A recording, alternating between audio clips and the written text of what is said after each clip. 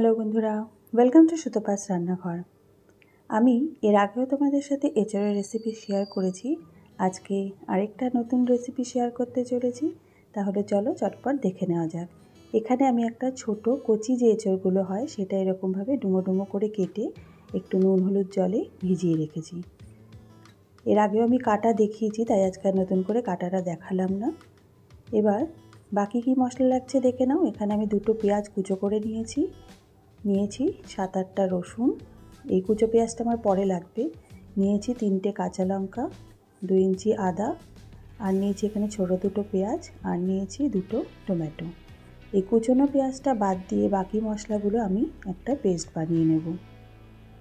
আর এখানে নিয়েছি 2টো আলু ডুমো ডুমো করে কেটে আমি সেদ্ধ করে নেব একটু নুন আর হলুদ দিয়ে। তো বেশ খানিকটা জল দিয়ে নিয়েছি। এই জলটাতে আমি এঁচড়টাও সেদ্ধ করব, তাই একটু জলটা বেশি করে দিয়েছি। এবার নুন হলুদ জলে প্রথমে আলুটা একটু ভাপিয়ে নিচ্ছি, আর যতক্ষণে আলুটা সেদ্ধ হচ্ছে ততক্ষণ আমি মশলাটা তৈরি করে নেব। তো যে মশলাগুলো আমার বেটে নিতে হবে সেগুলো আমি মিক্সিতে পেস্ট করে নিচ্ছি। তোমরা যারা আমার চ্যানেলে নতুন বন্ধু আছো তারা অবশ্যই আমার চ্যানেলটাকে সাবস্ক্রাইব করে দিয়ে আমার পাশে থাকার অনুরোধ রইল। আর রেসিপিগুলো যদি ভালো লাগে লাইক শেয়ার কমেন্ট করতে কিন্তু ভুলো না।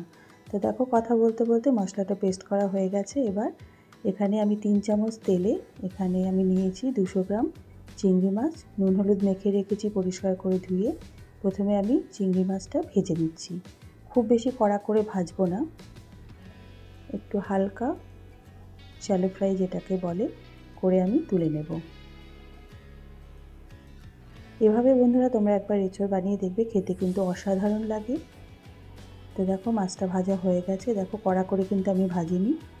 এদিকে আলুটাও সেদ্ধ হয়ে গেছে।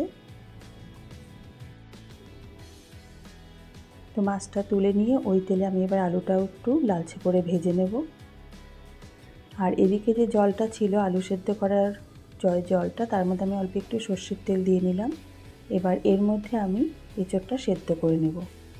সর্ষের তেলটা দিলাম কী কারণে তোমাদের বলে দিই। এই সর্ষের তেলটা দেওয়ার কারণে কিন্তু এঁচড়ের যে একটা আঠা থাকে সেই আঠাটা কিন্তু বাটিতে আর লাগবে না। তো এইভাবে তোমরা এঁচড় সেদ্ধের সময় একটুখানি সর্ষের তেল দিয়ে নেবে, তাহলে দেখবে বাটিটা মাজতে কিন্তু একদমই কষ্ট হবে না। তো আলুটা এরকম লাল লাল করে ভেজে তুলে নিচ্ছি। এবারে একটা ফ্রাইং প্যানে আমি 1 চামচ ধনে, 2টো শুকনো লঙ্কা, অল্প কটা গোলমরিচ আর 1 চামচ জিরে একটু ভেজে ঠান্ডা করে তারপরে এটাকে গুঁড়ো করে নেব। এই ভাজা মশলাটা দিয়ে আজকে রান্নাটা করব। তো তোমরা একবার এইভাবে অবশ্যই বানিয়ে দেখো, আশা করি তোমাদের ভালো লাগবে। তো এদিকে দেখো এঁচড়টাও সেদ্ধ হয়ে গেছে প্রায়। এবার এঁচড়টাও আমি ওই আলু আর চিংড়ি মাছ ভাজার যে তেলটা ছিল তাতে একটু ভেজে নেব। এঁচড়টাও মিডিয়াম ফ্লেমে আমি একটু লাল লাল করে ভেজে নেব। এইভাবে এঁচড়টা ভেজে রান্না করলে কিন্তু টেস্টটা আরও বেশি ভালো হয়। সামান্য একটু নুন দিয়ে নিলাম, যদিও জলে কিন্তু নুন হলুদ দেওয়া ছিল, তাও আমি সামান্য একটু হলুদ আর একটু নুন দিয়ে এঁচড়টা ভেজে নিচ্ছি। মিডিয়াম ফ্লেমে একটু সময় নিয়ে এঁচড়টা ভেজে নেব। তো দেখো বন্ধুরা, একটু লাল লাল করে ভেজে নেওয়ার পর এঁচড়টা আমি এবার তুলে নিচ্ছি। এবার ওই তেলের মধ্যেই আর একটু তেল দিয়ে নিলাম। এবার দিয়ে দিচ্ছি 2টো তেজপাতা, 1টা শুকনো লঙ্কা, 1/2 চামচ গোটা জিরে, 3টে এলাচ, 3টে দারচিনি আর 3টে লবঙ্গ দিয়ে খানিকক্ষণ একটু ভেজে নেব। সুন্দর একটা গন্ধ বেরোলে যে মশলাটা আমি পেস্ট করে রেখেছিলাম সেটা অ্যাড করব। তার আগে যে পেঁয়াজটা কুচো করে রেখেছিলাম 2টো পেঁয়াজ সেটা দিয়ে নিলাম, দিয়ে আমি একটু ভাজা ভাজা করে নেব। পেঁয়াজটা যে রঙটা একটু গোলাপি রঙের হবে তখন আমি বাটা মশলাটা অ্যাড করব। তো দেখো পেঁয়াজটা এরকম রঙটা চেঞ্জ হয়ে যাচ্ছে এখন, তখন দিয়ে দিলাম বাটা মশলাটা। এবার খুব ভালো করে মিডিয়াম ফ্লেমে একটু সময় নিয়ে মশলাটা কষাতে হবে। এবার যখন এরকম তেল ছেড়ে উঠেছে তখন দিয়ে দেব গুঁড়ো মশলাগুলো। দিয়ে দিলাম কাশ্মীরি লঙ্কার গুঁড়ো 1/2 চামচ, দিয়ে দিলাম ধনে গুঁড়ো 1/2 চামচ, দিলাম জিরে গুঁড়ো 1/2 চামচ আর 1/2 চামচ দিলাম হলুদ গুঁড়ো, আর দিয়ে দেবো স্বাদ অনুযায়ী নুন। খুব ভালো করে এবার মশলাটা আরও একবার কষিয়ে নেব। যতক্ষণ না পর্যন্ত মশলা থেকে তেল ছেড়ে উঠছে ততক্ষণ পর্যন্ত একটু সময় নিয়ে মশলাটা কষাতে হবে। যখন দেখবে এরকম তেল ছেড়ে উঠেছে তখন ভেজে রাখা এঁচোড়টা আমি দিয়ে দিলাম। এরপর ভেজে রাখা আলুটাও দিয়ে দিলাম, আর মাছটাও কিন্তু আমি এখনই অ্যাড করে দেব। দিয়ে খুব ভালো করে মিনিট 5-7 আমি কষিয়ে নেব। মশলার সাথে সবজি এভাবে একটু কষিয়ে নিয়ে রান্না করলে কিন্তু খেতে আরও বেশি টেস্ট হয়। মিনিট 5-7 কষিয়ে নিয়ে তার মধ্যে আমি অ্যাড করব গরম জল।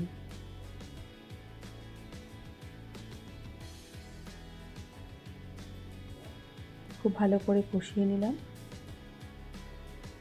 এবারে আমি জলটা দিয়ে দেব। তোমরা যেরকম যে গ্রেভি রাখতে চাও সেই অনুপাতে জলটা দেবে।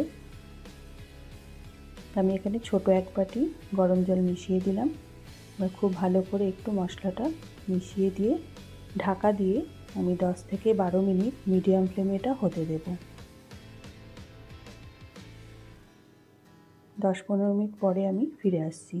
তো দেখো মিনিট 12 পরে আমি একটু নাড়িয়ে দেবো এটা।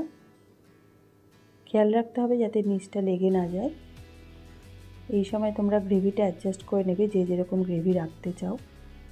এবার দিয়ে দিচ্ছি আমি 1 চামচ চিনি। চিনিটা অপশনাল, তোমরা নাও দিতে পারো। দিয়ে দিলাম শাহি গরম মশলা 1/2 চামচ। আর যে মশলাটা আমি ভেজে গুঁড়ো করে রেখেছিলাম সেটা আমি এখানে দিয়ে দিচ্ছি 1.5 চামচ মতো।